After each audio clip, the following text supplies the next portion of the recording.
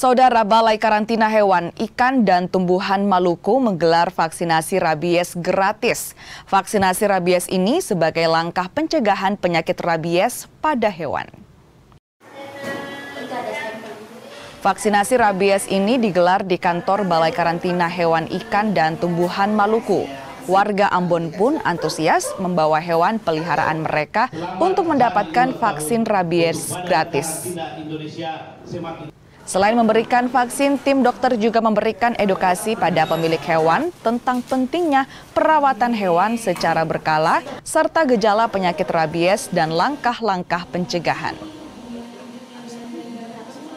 Langkah-langkah tadi meminimalisir adanya rabies, kami juga di pintu-pintu pemasukan dan pengeluaran melakukan kegiatan pengawasan terhadap media pembawa itu seperti anjing, kucing yang akan dilalu lintaskan. Dia harus memang persyaratannya harus bebas atau harus mempunyai vaksin.